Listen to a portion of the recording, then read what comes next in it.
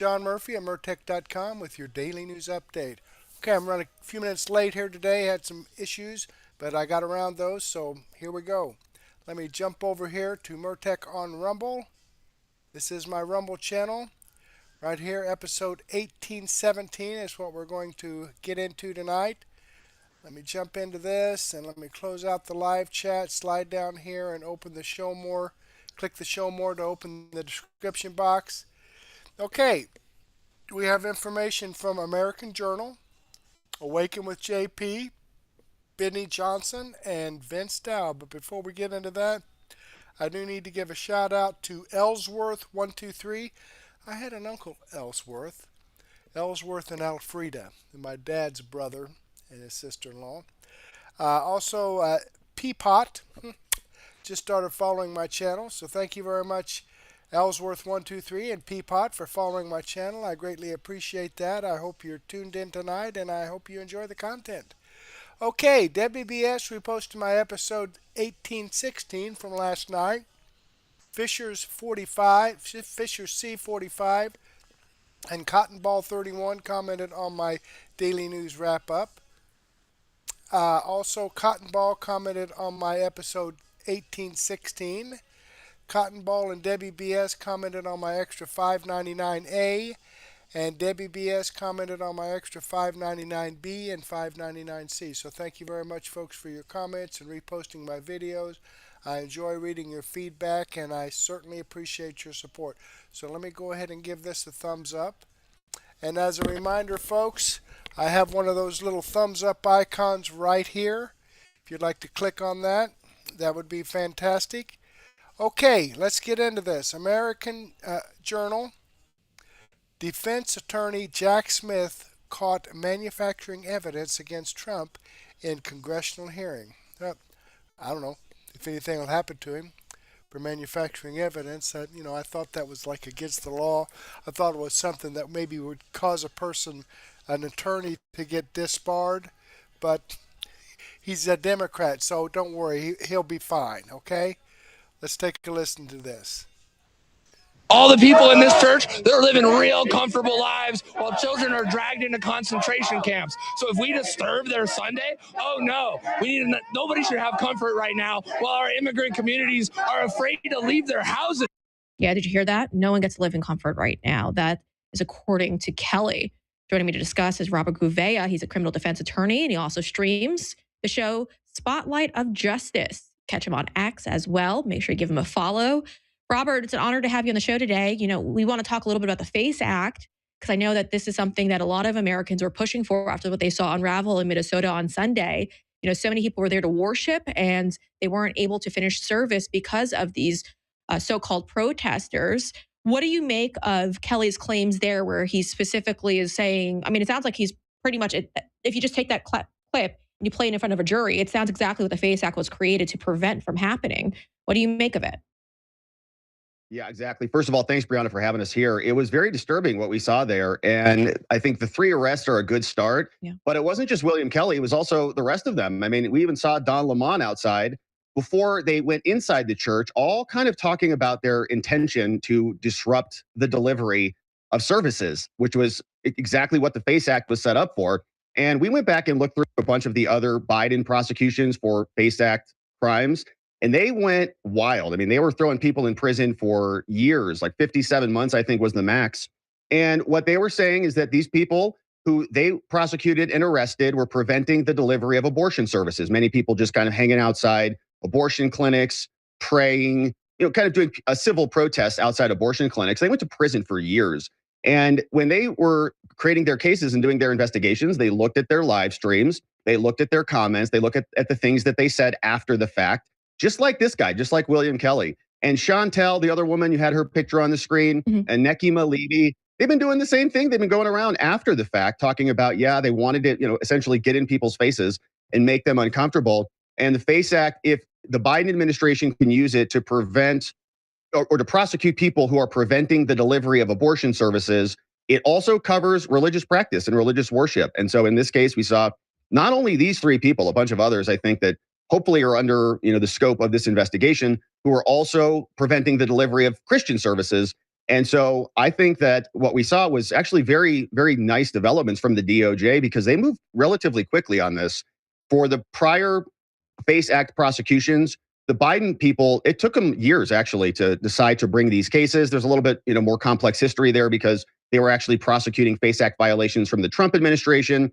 And then once the Dobbs decision came down, the abortion decision, they really ratcheted up that whole, line of attack. So it took them years though. But here, Pam Bondi, Kash Patel, Kristi Noem, right? They got this thing done in a week. And I think that there's going to be a lot more to come, hopefully. Yeah, well, hopefully. And I want to ask you about the magistrate judge who's being called into question here, because there are reports, and I don't think the DOJ has even confirmed any of this publicly, but there are reports that there was a certain magistrate judge in Minnesota who refused to sign off on the arrest warrant of Don Lemon. They're saying that his name is Douglas Micco. Apparently, his wife also works separately, but also works for the assistant attorney general in Minnesota, which is obviously AG Keith Ellison. There's obviously a conflict of interest here. Number one, being that we now hear that this magistrate judge is refusing to sign off on the arrest warrant, can you just take it to another magistrate judge? And number two, shouldn't a judge just say, okay, there's a conflict of interest here and possibly bow out of being involved in any of this? Would that normally be the protocol? Yeah, you would imagine a judge like this would recuse himself. Of course, we're discovering this right now. So we're still waiting for the charging documents to all get dropped. They just got arrested yesterday. So presumably we'll get to see a little bit of a paper trail on this. Mm-hmm. But yeah, absolutely. I think this judge should have recused himself. And it's even worse than the fact that just, his wife happens to work for Keith Ellison, who is the attorney general there in Minnesota, the chief law enforcement officer. And this is a magistrate judge. So it's not an actual U.S. appointed judge, like a officially appointed judge. He's almost like a judicial aide in a way. Mm-hmm. And so he doesn't have the same authority as a regular duly appointed U.S. federal judge.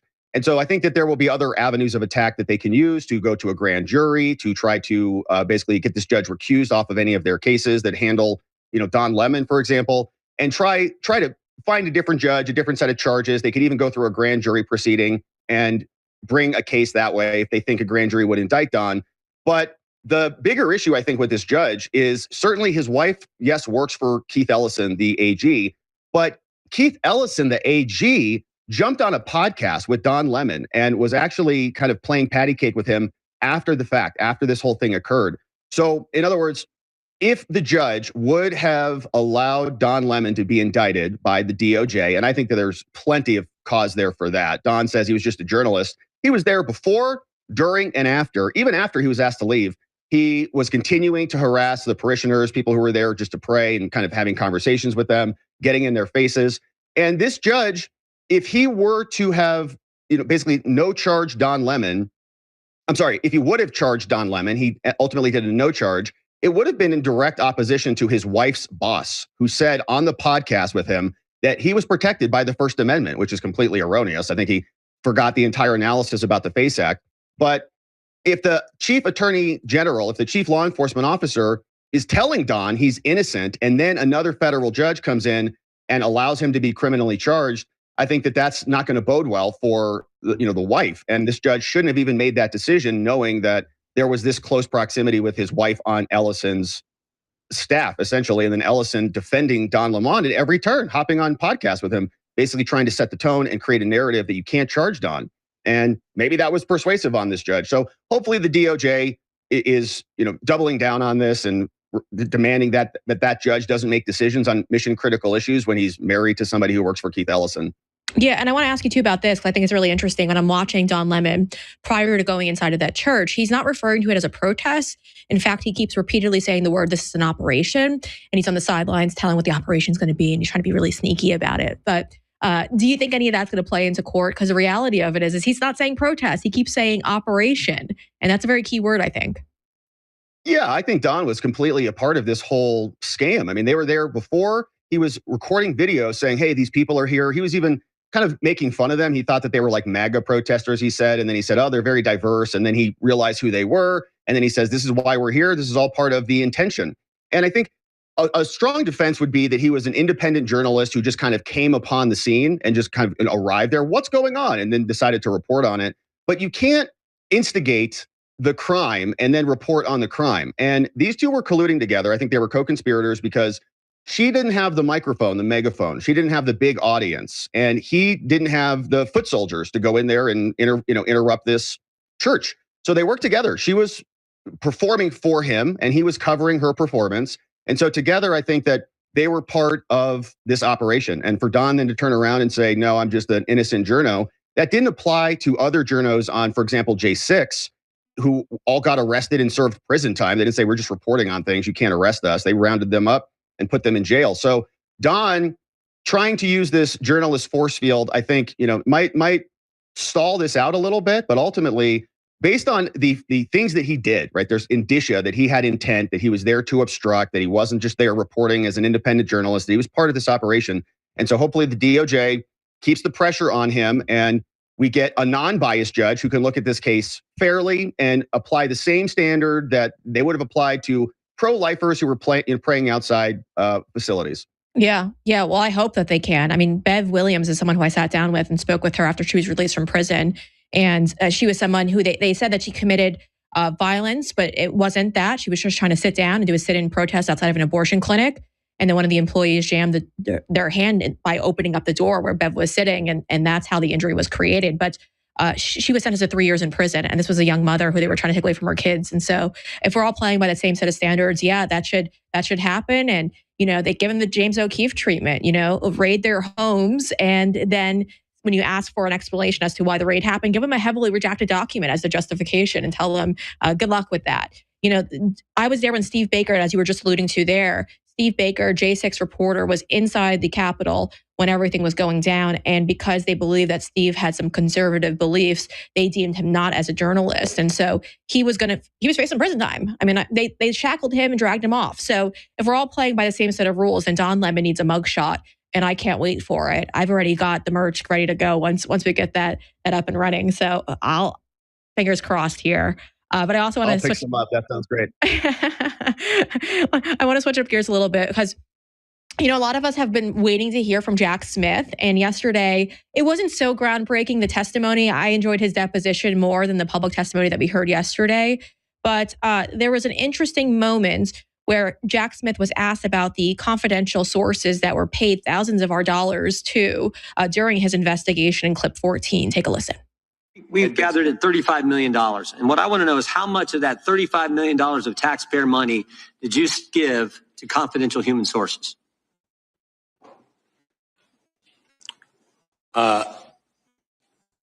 We know you gave $20,000 to someone. It just got reported last week. How much more money did you pay confidential people we don't know about, with American tax money going after the guy we elected president? My recollection regards the $20,000, which was not a payment from me. It was me approving a payment by the FBI to a confidential human source who was reviewing video and photographic. Who's the source? I do not know the identity of the source. How many other payments went to this source or other sources? As I sit here, I do not know the answer to that question. My role as special counsel, $35 million, and you're giving money to people the country doesn't know who they are, and you're giving their hard-earned money to these folks? The main question I have, too, with this is, why'd you have to do it? You subpoenaed bank records from the RNC, phone records from members of Congress. You got subpoenas for bank records from people sitting right there on the front row. Why did you have to pay people for information when you could subpoena them and get it? Time has expired.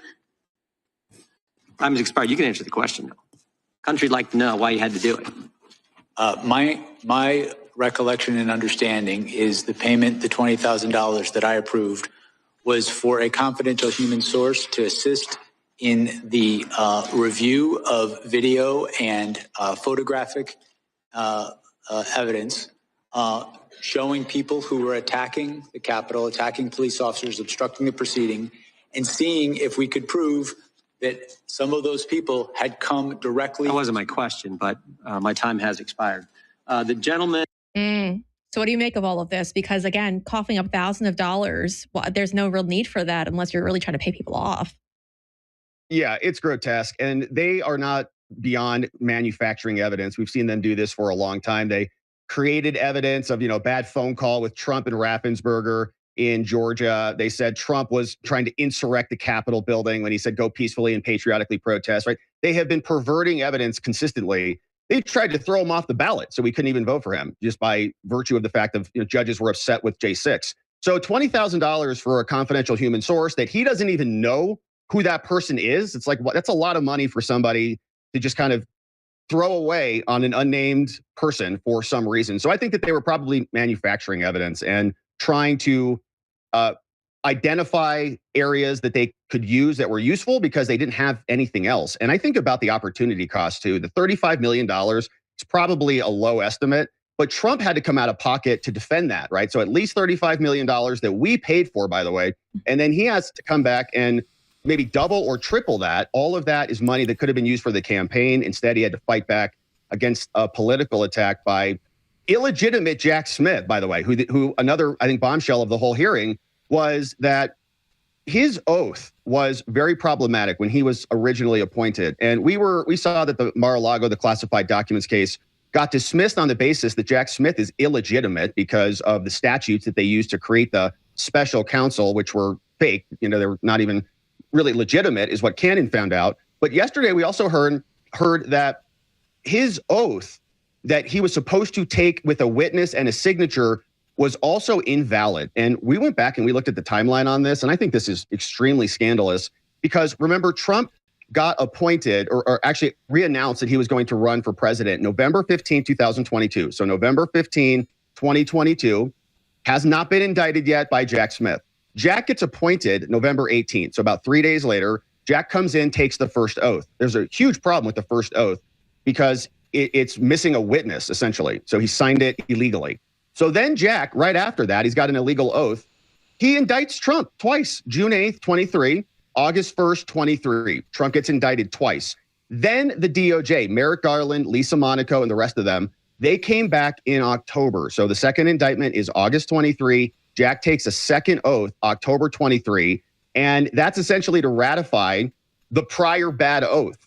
And so we have seen recently the judges just tripping all over themselves to throw out Trump prosecutor cases. For example, Lindsay Halligan, Alina Abba, these two U.S. attorneys bringing cases. Judges on their own, sua sponte, just say, oh, you're illegal. In fact, one of them was screaming at Halligan, saying you have to get off your cases or I'm going to refer you to the bar. I'm going to refer you for ethics complaints because the judges are kind of vetting and validating Trump U.S. attorneys. But Jack Smith never had that same problem. And the judges, Judge Chutkin, was going to allow him to run a trial in like 9 months. Bruce Reinhart was, signing off search warrants for the case that Jack Smith ultimately inherited. And nobody questioned any of it at all. But we learned, even Jack, he's like, I don't remember. Just like you in that clip you played, I don't remember who gave me the oath. I don't remember the second oath. I don't remember the reason for the second oath. We all know what the reason is because the first oath was invalid. And if you have an illegally appointed U.S. attorney, those indictments should have never come down the line either. And nobody caught that throughout the entire process. In fact, Trump had to fight for it in Mar-a-Lago to get Judge Cannon to dismiss his case. It was like a never-ending battle. And so the ramifications of that, what are the consequences of that? Did Merrick Garland, did Lisa Monaco, did Jack Smith know that all of this was illegal and then they just basically covered it up and tried to ratify it after the fact? It's scandalous. The whole thing was illegitimate from its inception, and we're starting to learn more about it. The question, of course, is what will the consequences be? Will Congress make a criminal referral over to Pam Bondi, or will Pam Bondi pick this up and run with it? But we're still learning more about the Jack Smith case, and it's still kind of open because there's volume 2 of Jack Smith's report that we're battling about in Florida. In fact, Trump just submitted an oppositional brief to prevent Judge Cannon from releasing that because volume 1 was already released. That was the J6 case, and it's a fake report created by a fake illegitimate prosecutor. So now we're trying to battle to keep the second volume from coming out, but that's taking place in Cannon's courtroom right now in Florida. So the Jack Smith saga continues. Okay, I'm going to go ahead and pause that there. Have a little bit more discussion if you'd like to see more of this. The link is in the description box below. Let me come over here and show you that this video does come from American Journal. And this is the video I shared with you. In fact, I'm just going to go ahead and, here we go. I'm going to add that to my playlist. So if you want to see the rest of it, you can meet me later on in my daily news wrap up. But great information. And, he's got a good question there. Okay, well, will Jack Smith receive any consequences about this? Now, this is amazing thing. Amazing thing, because I remember when James Comey was fired as the FBI director, he was brought into Congress for questioning, and he had an FBI attorney. He didn't have to pay for an attorney. Why is that? He's been fired from the FBI, yet he had an FBI attorney provided to him. But yet Donald Trump, a former president that wasn't fired, I mean, Joe Biden did get placed in office after they said he won the election, that he didn't. But Donald Trump had to pay for his own legal counsel, but yet James Comey, who was fired from the FBI, didn't. I don't get it. I do not frickin' get it. But then again, Democrats and Republicans, two-tier justice system, I see how that works. Okay. All right, let's get back here and see what we got next. Now, the winter storm has started here in Indiana. We've got about an inch of snow. It's like 10 degrees and snowing like crazy. And I shared this last night, but I'm going to share it again tonight. The reason that this winter storm, and it looks like it's going to be in the 20s, teens and 20s for the next week and a half, according to the Weather Liar app on my phone. But let's check this out here. Let me see if I can. There we go. All right. This is the reason that we're getting this horrific weather. Mother Nature. That's me. Look at this redwood, one of my best efforts. Speaking of best efforts, taste this. My delicious butter. That's chiffon margarine. Oh, no, it's too creamy and sweet. It's my butter, all right. It's chiffon. Fool you, Mother Nature. It's not nice to fool Mother Nature. There you have it. You think it's butter, but it's not. It's chiffon. There you have it. That's the reason. Somebody tried to fool Mother Nature, and she is pissed. Let me tell you. Okay, Awaken with JP. Why this is a master class of mockery. City Council didn't like it. Okay, well, let's check it out here. Now, have you ever been pissed off at elected leaders? No, neither has anybody else. Now, the good thing is when a city council is acting a little tyrannically, which could be defined as not doing the will of the voters. That's like, cool. That's like a first step of tyranny. It's not showing up with guns here, like you posted on Facebook, come with us. But it certainly is a degree of tyranny. And this lovely citizen, bravo to him, if I can borrow his language, put on a English hat, wig thing like the old school English would use because they all had severe syphilis. Absolutely disgusting. That's actually why the elites and the judges would wear wigs. It's completely disgusting. But anyway, he does that and he feeds it to the city council that he's pissed off at. I don't know the details, but I think there's a decent chance I would side with the citizens in this case. And I love how he does it because he could go up there and just say, hey, city council, I'm mad because you raised our taxes. You said you weren't gonna, or all the voters voted we don't want to, but you did it anyway. He could do that, but he mocks them. Here's why I think that's more powerful than just criticizing elected leaders to their face. It's not only getting the criticism across, it's also showing them, I don't take you seriously. Now, you could get some, hey, don't make a mockery of these proceedings, citizen. Well, if you're mocking an elected leader, there's a real good chance, especially in a case like a local level like this, there's a real good chance they deserve it, which means they're mocking you in the first place. They're making a mockery of being an elected leader. If they're not doing the will of the people that elected them, they are making a mockery of their role. They're making a mockery of the democratic process that elected them, and therefore they 100% deserve to be mocked, should be mocked, and need to be mocked, and do not want to be mocked. But you got to do it anyway. This guy does it well. The other beautiful thing about this being a local city council meeting is it means elected leaders are much more accessible. I mean, just imagine like if Nancy Pelosi does something you don't like, you're not going to get FaceTime with her. Nancy, good trade. Good trade on the stock call there. But I don't like that you did that. It seriously looked like some insider information. And also, please don't post pictures of you on the beach. It's not good, Nancy. You don't have FaceTime with Nancy Pelosi. You can get FaceTime with city council, which means it's much easier to mock them to their face. I think it's way more powerful than just criticizing them, even like a logical, like constructed thing. Yeah, they need that. They need to be accountable. They need to be criticized. They also need to be mocked because it tells them, I don't take you seriously, which is insulting. But when someone is acting in a way that deserves to be insulted, which is the opposite of a compliment, the insults have a time and place. This would be the time and place. I might be biased because I've done a lot of mocking over the years. Most of mine is via video to elected leaders or unelected leaders.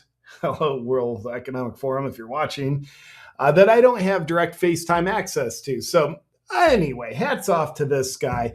Let's take a look at how he torches the city council to their face by mocking them. Last thing I'll say is it's not just like a 10-second get up there, mock them, then run away. He sits in it. There's like a 4-minute mic time that he has. So he has to sit and feel any level of tension because, of course, they're going to be angry up there. The camera's not on them, but he just sits in it. And I just want to say I am proud of him. And he does a good job with his words, too. Let's take a look. Good evening, lords and ladies of the illustrious town council, and good evening, your royal majesty, your highness, the king and town administrator. Presumably, you're doing the British thing because British were tyrants. That's why 1776 happened. Spoiler alert, the British are still tyrants. That hasn't changed. So this is a very fitting context that he's creating for the mockery. By the way, watch this dude in the red shirt. He just loves every minute of it. Everybody else is just a little too serious. Congratulations on raising taxes yet again. Would you please state your name? Bruce Fenton, Lord Bruce Fenton this evening from Durham Point. Congratulations on raising taxes yet again. You know, the overwhelming majority of the voters is against the tax increase. They expressed this clearly, but you did what any good monarchy should do. You ignored them all. So bravo. You're not accountable to them. Public comment is simply theatre and the illusion of democracy, but at the end of the day, you're not accountable and you can simply ignore them. I love that. I love that. That's satire. The form of mockery is satire, if you didn't notice. He is pointing out exactly what he did with what they did with great nuance, and he's supporting it as though that's the good thing to do. It's a much more brilliant form of mockery than any other.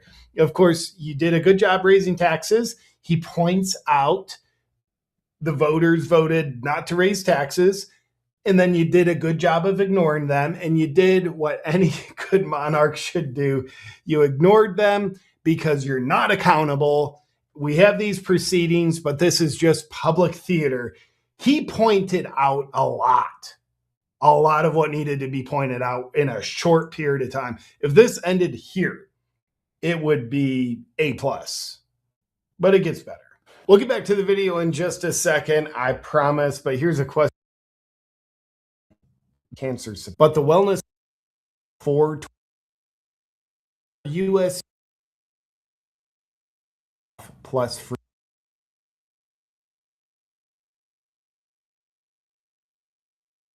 Voice means nothing. So bravo.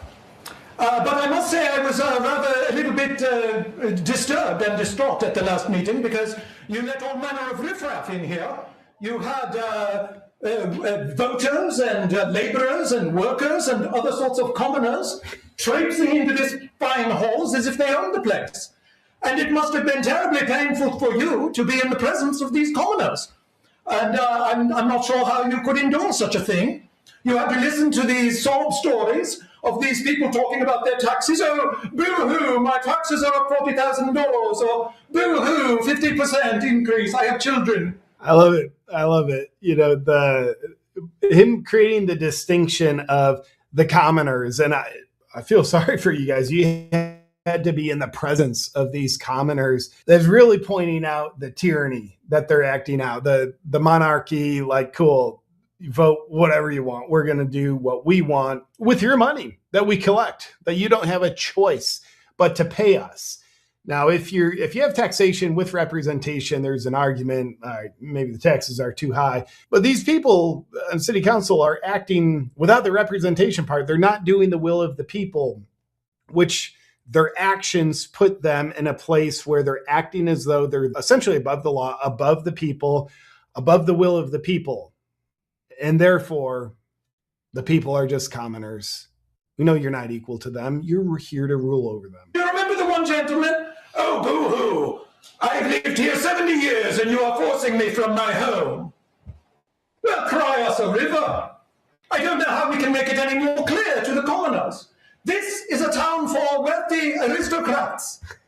If you are struggling with your taxes and trying to make ends meet, the guidance from we, the elite, is clear. By the way, like, also, who in this room has zero sense of humor? This lady here, this guy here. Like, this is amusing.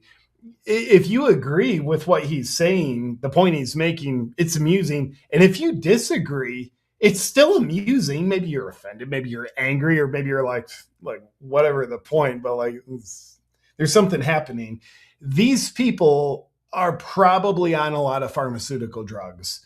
They're just like, amusement isn't something I do anymore. I've got so much like chemical manipulation in my brain. I am like, amusement is beneath me at this point. I also don't feel any emotions. It's probably what's going on in them. If you can't pay your taxes, don't be poor.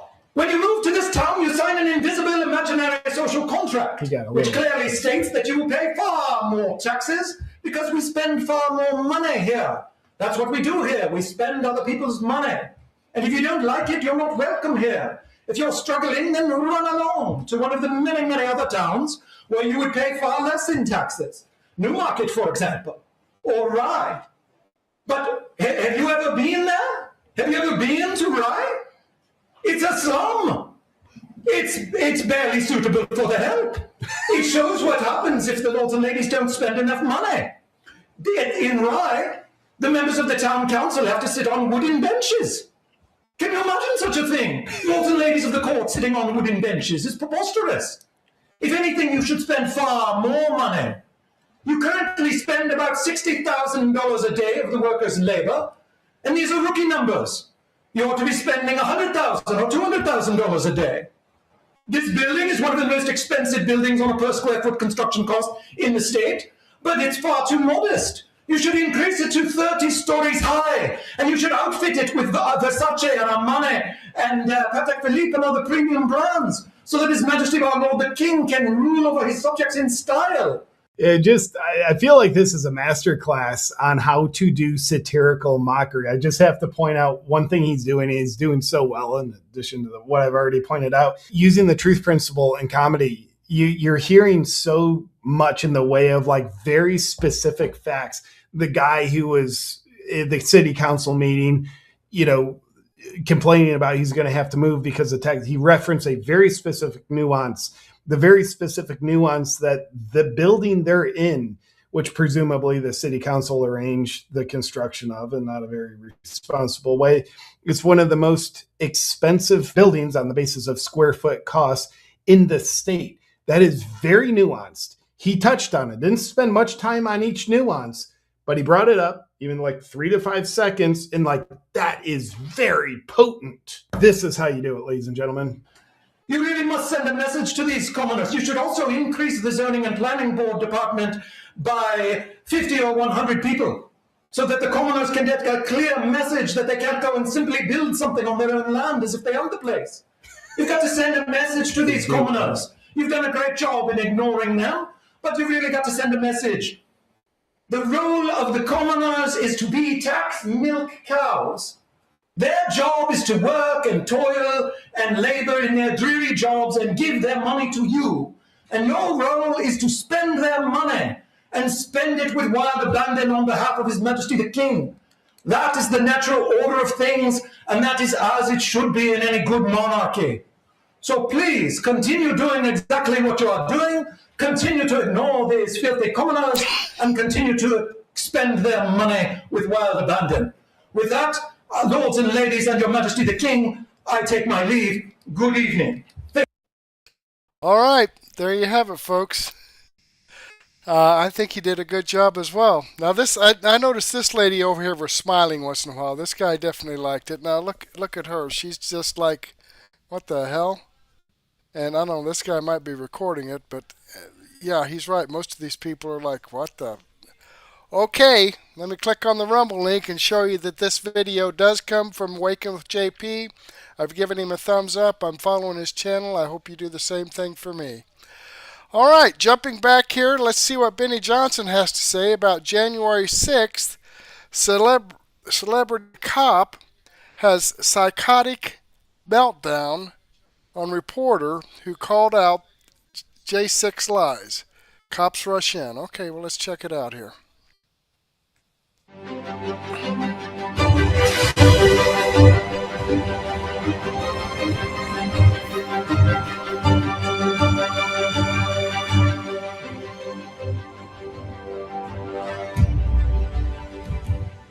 What's up, guys? Benny. Democrats need to be mocked for their continuing the hoax of January 6th. January 6th was not the darkest day in democracy. It wasn't even an attack on democracy. It was a bunch of people that thought the election was rigged. It was. Saying that the election was rigged. It was. And then having police officers open up the United States Capitol for them, and they walked in, and they even abided by the little velvet ropes inside of the Capitol. Nonetheless, Democrats are holding candlelight vigils. For whom exactly? Ashley Babbitt? She's the only one who was actually killed. People in MAGA hats were the only ones who were actually shot and killed without warning, unarmed, murdered by Capitol Police. Capitol Police are very concerned about keeping up that lie.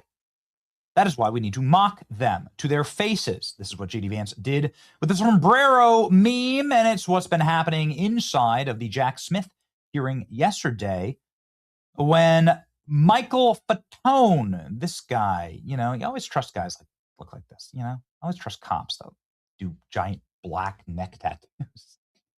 A darling of corporate media, a January 6th celebrity cop, was caught on camera trying to beat up someone, super stable person, who was calling him out. Had to have intervention by the Capitol Police. Wow, I wonder who was violent that day. Look at this. This is what the media tried to tell you was the face of January 6th violence and upholding decor inside of the Capitol. The video is hysterical. There are a couple of them out. This guy was getting roasted all day yesterday. Let's go ahead and watch.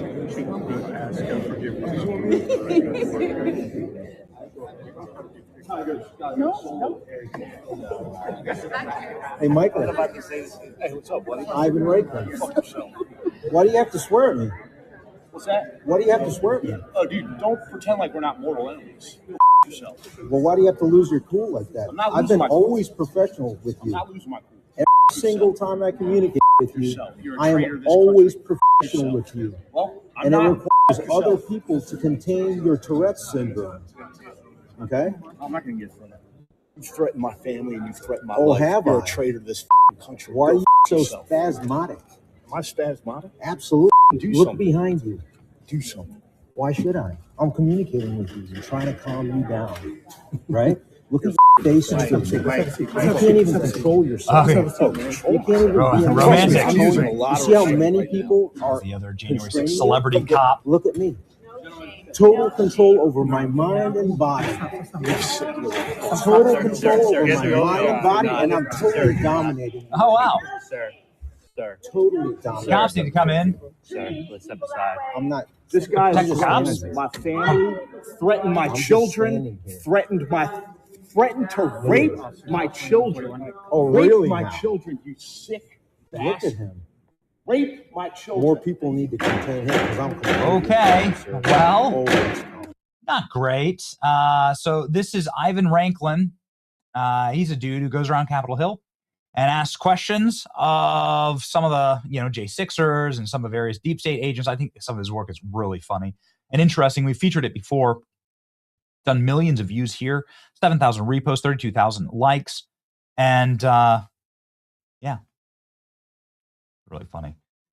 The way that this guy melts down, they really are paranoid about their entire little fake world coming down and collapsing because they sold America a lie. And they know that bad things happen when people realize they've been lied to. And January 6th obviously was a lie. Jack Smith was part of it. He was the one who was testifying yesterday. You can see here from a different angle. These C-SPAN cameras had captured it. Kind of amazing. Imagine what he did on January 6th with that demeanor. Ivan Ranklin is right. Disgraced January 6th officer Fano can get triggered by a handshake, lack of impulse control, emotional stability. Imagine what he did on January 6th. Fano needs to be charged for lying, maybe others. Why was former disgraced Capitol Police Officer Michael Fano allowed to assault a female officer who was protecting you and other members during the hearing? He also flipped off members of Congress. He pushed and shoved other cops. Look at this. The January 6th hoax is coming crashing down. Now you'll begin to understand why so many people refer to Michael Fano as a sociopath serial liar. Dropkick Murphy's t-shirt, who coughs and yells, "Go F yourself," at Representative Troy Nehls.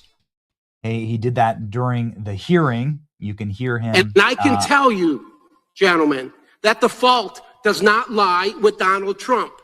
It lies with Yogananda Pittman and the U.S. Capitol leadership team.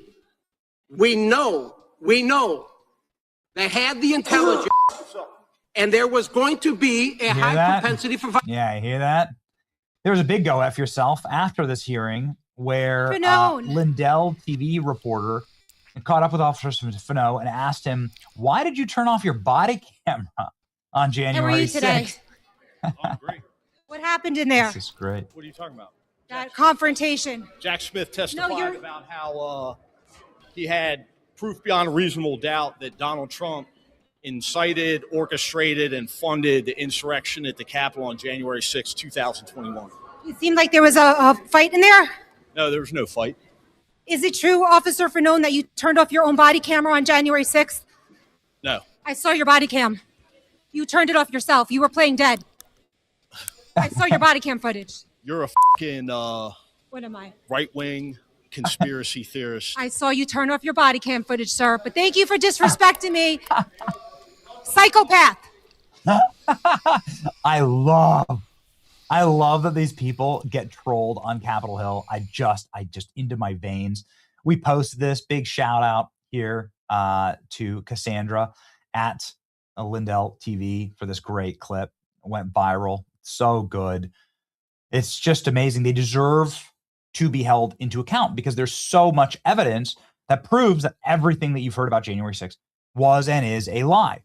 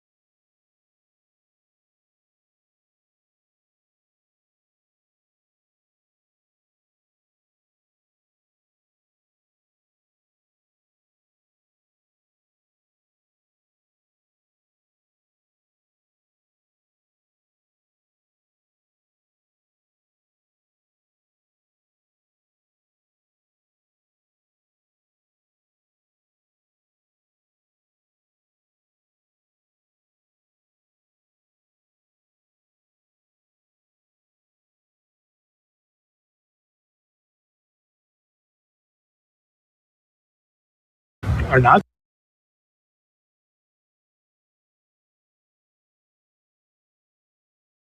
So now ICE is using a 5-year-old boy. A 5-year-old boy. They took him and used him to lure his father out. And now they've detained them both. Just looking at that face, that little face of Liam, I can't help but just really feel, where's the compassion? Well, the compassion has gone. Well, I do a little bit more follow-up research. And what I find is that the 5-year-old was not arrested, that his dad was an illegal alien. And then when they went to arrest his illegal alien father, the father ran. So the story is that ICE detained a 5-year-old. Well, what are they supposed to do? Are they supposed to let a 5-year-old child freeze to death? Are they not supposed to arrest an illegal alien in the United States of America? I'm just so exhausted with these people. I don't know what else to say. They are lying scumbags. But I guess we have to address the latest liberal hoax as it pertains to ICE, because you may have seen this headline and a lot of moral outrage floating around yesterday about how ICE just detained a 5-year-old child. This is what they were claiming. And look at this kid. He's so scared. This is what those evil Nazis are doing. They're going to elementary schools and terrorizing children. And needless to say, that's not what happened at all remotely. As a matter of fact, it was the illegal alien father who abandoned his child in the freezing Minneapolis cold. It was ICE agents who came to his rescue, took him to a safe place, gave him warmth. But after all, why should we be surprised? Because according to the Democrat Party, according to Tim Walz, the scumbag who left his kid to die in the freezing cold, apparently, right, is just one of our immigrant neighbors. Actually, they're better Americans than you or I. This person is a hero of the Democrat Party. He's the best among us, and he might as well be speaking at the 2028 DNC, because this is what they're all about, apparently. You know, as I so often say, when you think about the Democrat coalition, who really, is involved there? I mean, illegal aliens, foreign countries, bangers, international narco terrorists. These people all are, the top leaders, and I guess we shouldn't at all be surprised. But today we're going to obviously address this headline and bring you the truth of the actual story. But I also want you to take note of how delusional you must be in the brain to even look at this headline and believe that it's true. Oh, ICE arrested a 5-year-old child. They're targeting him. They're throwing him around in handcuffs. Because even if you are to believe, if you're this delusional liberal who doesn't like ICE, you think they're the worst guys ever, okay. Even if they wanted to detain a 5-year-old, do you guys seriously believe that with all of the public pressure and spotlight on them, right? These people can barely do their jobs because your domestic terrorists are constantly harassing them in the streets, that they would think to do this, right? It's just like the people who say ICE is going to elementary and middle schools. No, they're not. And again, use your brain. You really think they would do that with all of the negative political coverage on them already? That's how you know you're absolutely delusional, right? Like, you actually think we're living in this fascist 1930s Germany-style country where they're just getting away with anything. There's no rule of law. They're doing whatever they want. It's not true.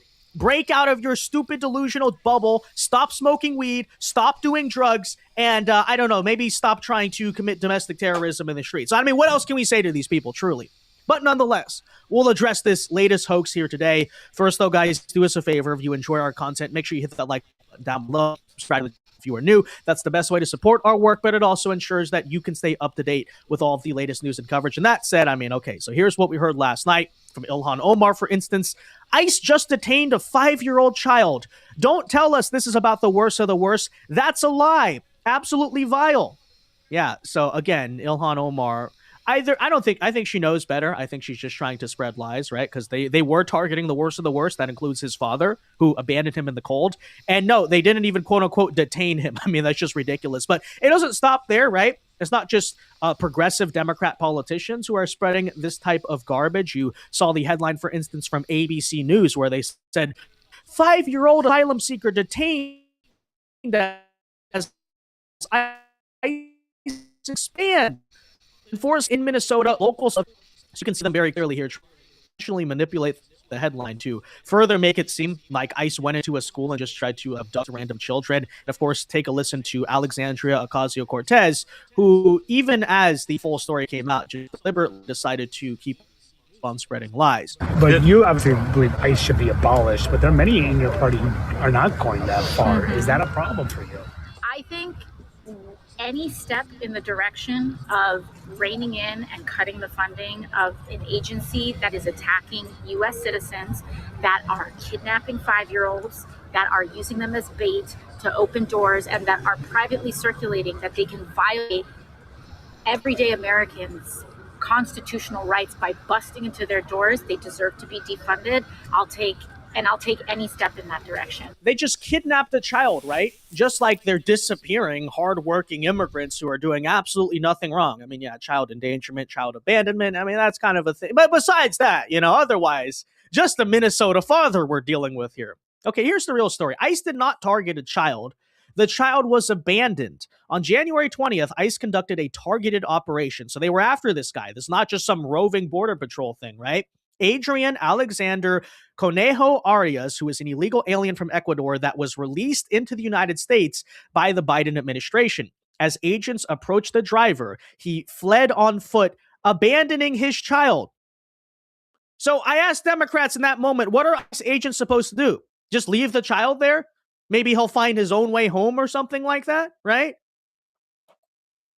I guess so. I mean, after all, this is the same political party who apparently, I like to point out to people, thought it was perfectly okay for a bunch of people in Latin America to just send their children over the border, allow them to basically be abducted by the cartels on a 1,000-mile journey, and apparently were the bad guys for saying, actually, this is a bad thing. What's happening at the southern border is a human trafficking. It's deeply inhumane, We just talked children yesterday a little bit. Let's talk a little more, since we've got an illegal alien we just took off the streets of Minneapolis that was someone engaged in child neglect and endangerment. Here in the U.S. Border Patrol, I will say unequivocally that we are experts in dealing with children. Let me say that again, experts in dealing with children.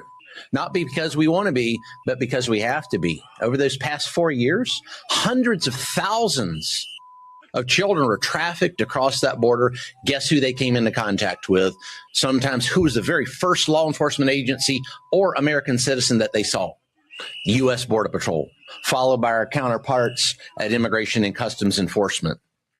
We're definitely the experts at dealing with children. Unfortunately, hundreds of thousands under that last administration. Not to mention the 300,000 lost children, 300,000 plus lost children that were trafficked across that border. Now, when we've got the news media talking about children, I'd certainly love to hear more reporting on the 300,000 lost children. How about the 14 that we recovered at that pot farm a few months ago in Camarillo, California? The 14 lost children trafficked across the border that were found working illegally on a pot farm in California. Very little reporting from the Minneapolis news media here. I didn't really hear much from you guys. And then some of the more heinous crimes against children that are trafficked across the border that ICE and Border Patrol saw daily back when that border was out of control over those past 4 years. Well, it's actually very simple. The Democrat Party is the party of disappearing children. As a matter of fact, you could argue for the past 4 years, that has been one of their top political priorities, is to sponsor the mass border invasion, which of course involves what, right? A bunch of human trafficking of children over the border. And then when we say close the border, shut down the cartels who are sponsoring and basically facilitating the entire border crossing all the way up from the Darien Gap to the southern border of the United States of America, we are called the bad guys. We know what these people really stand for. And after all, right, if we understand that's their politics, that's what they believe when it comes to the border, it's perfectly okay disappearing children. That's just normal immigration. No different than Ellis Island, right? What's been happening.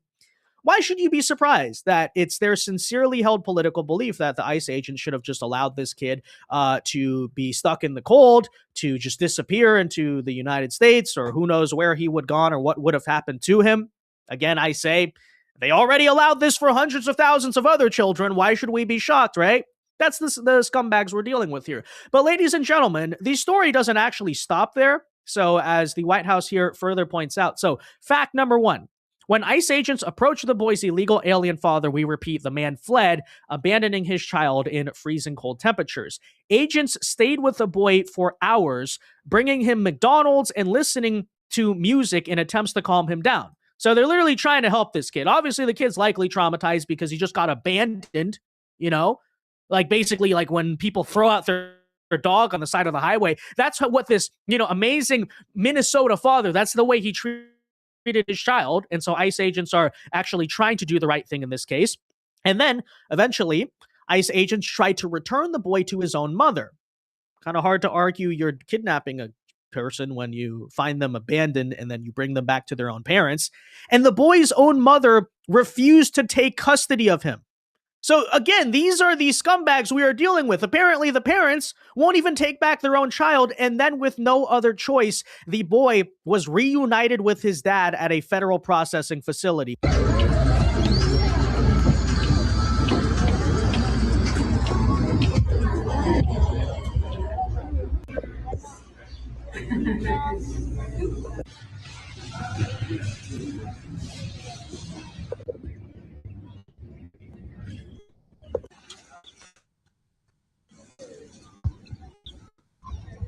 Enjoying the breeze right now that it's still a little cool. That's right. Which, frankly, if you ask me, given the way that the dad abandoned him, I think actually is the wrong move. But I guess as federal agents do point out, there's not really another choice legally. And of course, if we put the kid up for adoption or something, the Democrats would call us even worse. So, that's how it goes. Take a listen here for the full details. Targeted enforcement operation to arrest Adrian Alexander Conejo Arias, an illegal alien who was released back into the interior of the United States by the previous administration. When officers approached Conejo Arias, he and his child were in a vehicle. Arias fled from law enforcement on foot, abandoning his child in the middle of winter in a vehicle. One of our officers stayed behind with that child while other officers apprehended his father. After conducting the arrest, my officers stayed with the child.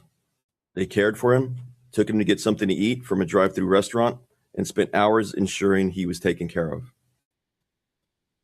Again, my officers did that, not his father. My officers did everything they could to reunite him with his family. Tragically, when we approached the door of his residence, the people inside refused to take him in and open the door. Let me say it again. They saw the young boy and they refused to open the door and take him back. This is the human side of the job that my officers do. They are family men and women. They have children of their own. They sacrifice everything for their families. I know for a fact that they were heartbroken to see the child's own family leave him behind. Fortunately, Conejo Arias eventually requested that his child stay with him. We do everything in our power not to separate families. So they took him back together to Minneapolis, here to the city, to the ICE facility for processing.